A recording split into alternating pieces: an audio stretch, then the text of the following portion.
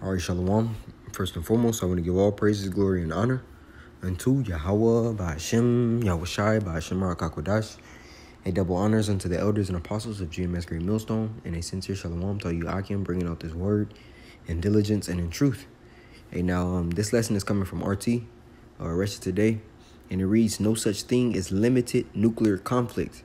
Basically meaning what, man? No such thing as this war not popping off, man. There's no such thing as the war not to be on fire, man. What the scriptures tell us, a matter of fact, I'm gonna grab that first. It's coming from the book of Luke 12, and I'll start here at 48, 49. 1 second. It is Luke 12 and 49. I am come to send fire on the earth, and what will I if it be already kindled? Right, so Yahweh Shem Shai is telling us, hey, the fire is already sent on the earth. It says, I am come to send fire on the earth. So he's coming to send that fire.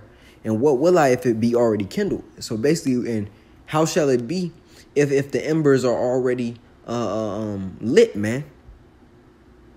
All it takes for what? For that fire to fully catch is what? A little bit of wind. A little bit of oxygen, man. And that fire is fully, or those embers are fully transformed into a fire. I am come to send fire on the earth, and what will I if it be already kindled? Yeah, and that's the point right there.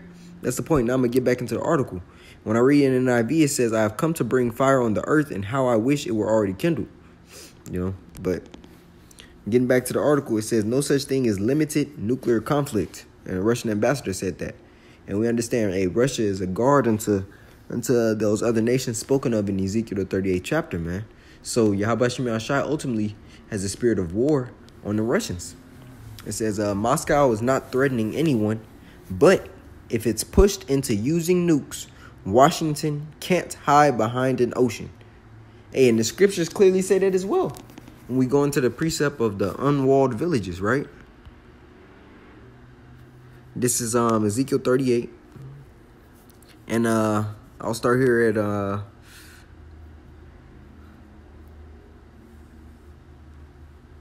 man.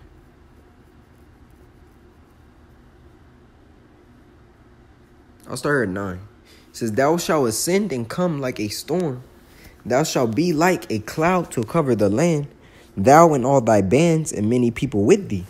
Thus saith the Lord power Yahweh. It shall also come to pass that at that same time shall things come into thy mind, and thou shalt think an evil thought. Now, what is this evil thought, man? Hey, because we understand the scripture tells us in the book of Proverbs what that the king, it's like the king of the heart is in the hands of the Lord, and like the rivers of water, he turneth it whithersoever he goeth, man. You know, the king's the heart's like the heart of the king is in the hands of the Lord, and like the rivers of water, he turneth it whithersoever he goeth, man. And matter of fact, I believe, just want to make sure I'm quoting it right. River, king's heart, so like you, just to make sure, you know, I'm quoting it completely right. Coming from the book of Proverbs. Yeah, right here. Proverbs 21:1. The king's heart is in the hand of the Lord.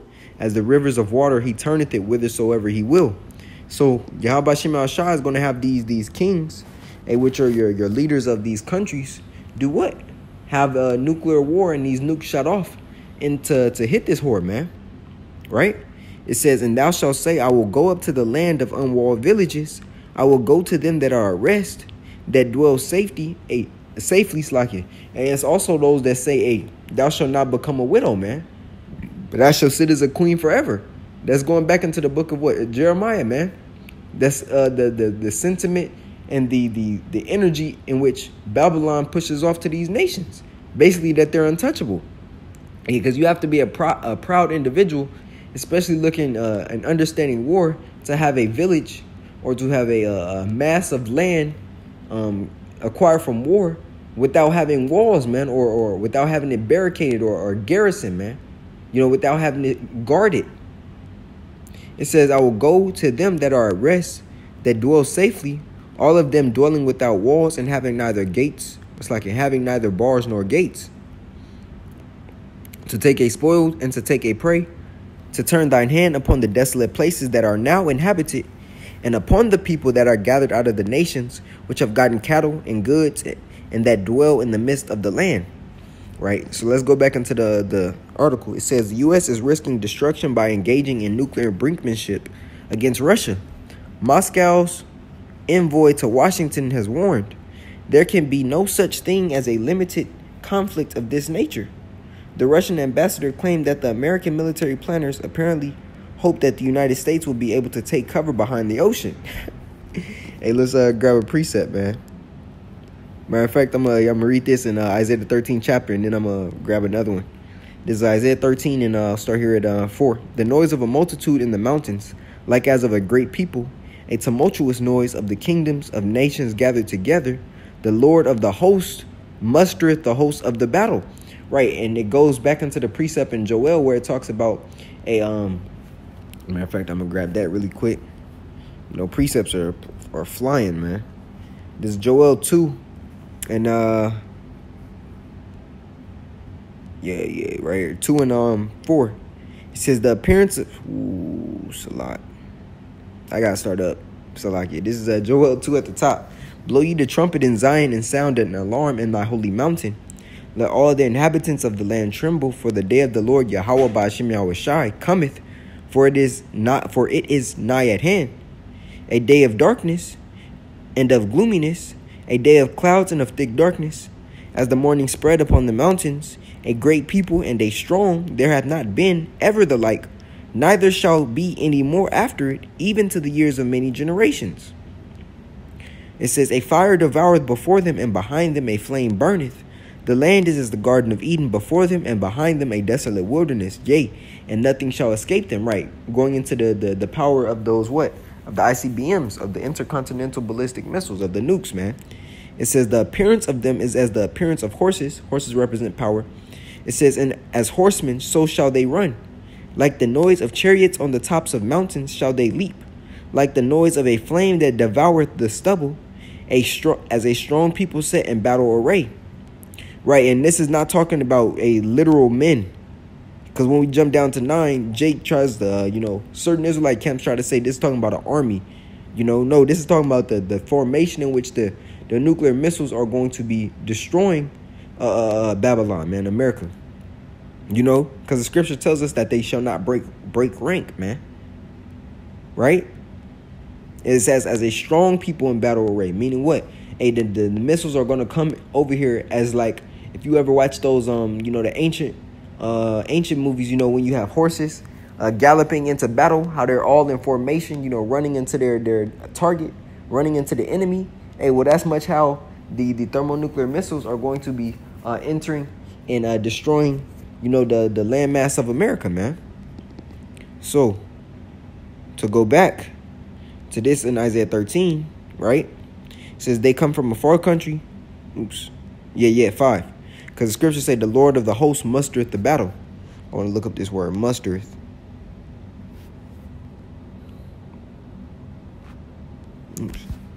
Muster. To muster means what? It says to assemble, to prepare troops, especially for inspection or in preparation for battle. And that's exactly what Yahweh Ba'ashem Yahushai is doing. He's allowing Esau on both ends to build up their military might in order to destroy each other. And ultimately, America is going to be destroyed. And while we understand the earth abideth forever, so the whole earth will not be destroyed. Parts of Russia are going to be hit. Parts of China are going to be hit. Because America is going to let their nukes off as well. But nevertheless, all of America is going to be destroyed, man. Now, continuing, this is 5. They come from a far country, from the end of heaven. Even the Lord Yahweh, and the weapons of his indignation to destroy the whole land. Whoo!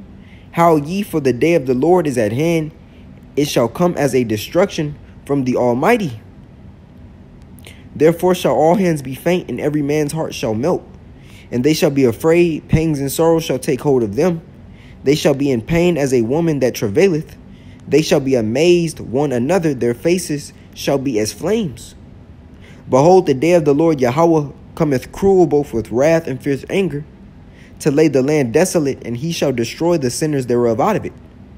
For the stars of heaven and the constellations thereof shall not give their light. Right, because it talks about the cloud that's going to go up or ascend into heaven, you know, basically the mushroom cloud, you know, that's going to cover the sun, as the scripture speaks. The sun shall be darkened in his going forth, and the moon shall not cause her light to shine. So this is all going to happen, man. So where this, never has war been pushed at such a high frequency before, man. Yahweh Shema, really, if you're paying attention to the news, there's an article every 2-3 days speaking about global conflict and World War III, man. Every week it's a new article about how the countries are beefing up for war, or they're trying to establish nuclear deals, but we ultimately know those nuclear deals won't be established because it's the Lord's pleasure to destroy this place, right? It says it is safe to assume that any use of nuclear weapons could quickly lead to an escalation of a local or regional conflict into a global one, right? And the scripture tells us, the second woe is past. Behold, the second woe is past, and our third woe cometh quickly. So the third world war is going to come, regardless of whether you believe it or not. It says the risk of escalation is coming from the U.S. and not Russia. Basically, Russia is saying, hey, America is the source of this, of the hell, man. And that's why the scripture also tells us, hey, all ye that bend the bow, shoot at her, spare no arrows, man. You know, because the scripture talks about how she put the bottle up to these nations and made them to drink. You know, and the nations are mad. Moscow's complaints that its national security was being compromised were simply ignored, the diplomat added, which led the country to believe that the U.S. simply wants to gain security advantages, and especially in confronting Russia, and achieve global military dominance, right? And they're no longer in a position to have that global military dominance, being that what? All the nations have the nuclear capability to destroy now, man. You know? The Lord has made the great equalizer. He's put the great equalizer in the hands of all nations, man. According to Antonov, the ongoing crisis in Ukraine was caused by the continuation of the same policies to which Moscow had to respond militarily. If Russia believes that its existence is threatened by the U.S. and its allies, it will use nuclear weapons as it stated in its military doctrine. And it's funny because being that America's in the rest of these countries, you know, meddling and not minding their business. Same thing with the conflict between Taiwan and China. That conflict is there and not resolved between China and Taiwan because of America. It says U.S. officials twisted statements of the Russian leadership about this stance to further escalate the situation. Washington is seeking to intimidate its own people as well as others with shame Russian nuclear threats.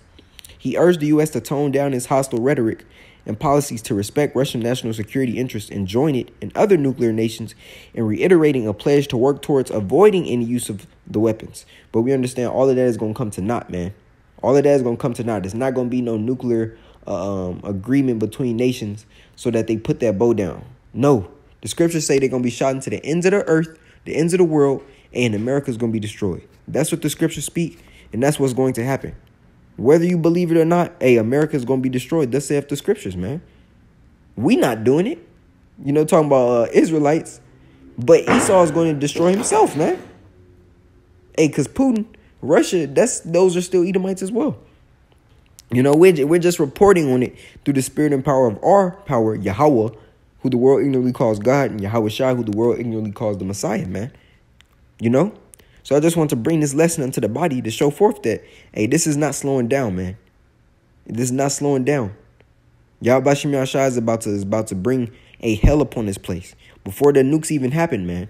You know, you're going to have more famine, more pestilence, more race riots, political and social unease, apparitions, newly created creatures, all the things in which the scriptures detail about are about to come upon this place, man, as it's spoken of in Daniel, the 12th chapter and the 1st verse, you know. So Lord willing, this lesson was edifying unto the body. I want to give all praises, glory, and honor unto Yahweh, Ba'ashem, Yahweh Shai, Ba'ashem Arakakodash. A double honors unto the elders and apostles of GMS Great Millstone, and a sincere shalom to Yaki in bringing out this word in diligence and in truth. Shalom.